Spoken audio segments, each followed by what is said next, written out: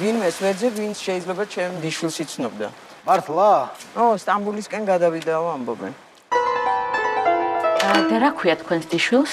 თავის თავს თეკლას ეცა. ტრანსებზე ბაზრობს რა იქიდან რომელიღაცაზე. ალბატონო, მე თან ცოტა თურქულიც ვიცი რა.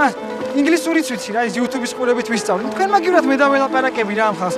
Hello, how are you? How much?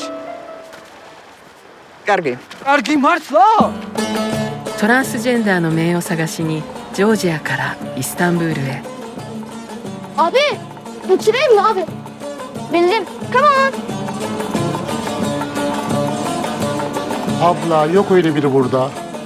ცხოვრება ერთში. მაგრამ კარგი ამბავიც მაქვს. ვიღაც გოგოს შევხვდი, რაღაც ორგანიზაციაში მუშაობ.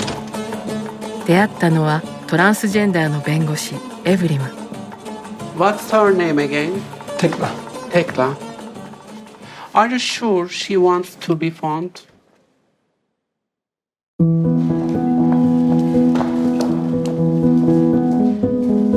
შენ მითხარი რომ დედა შენი არ ცხოვრობს. მე არ ამგონია თვითონაერთშია ეხლა მაგას. აბა ისე ხო არ მიმატოვებდა.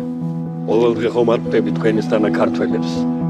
イスタンブールで描かれるすれ違いと巡り合い ეთქე. How is your heart? No, I like it.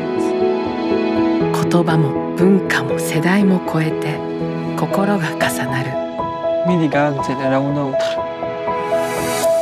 クロッシング心の交差点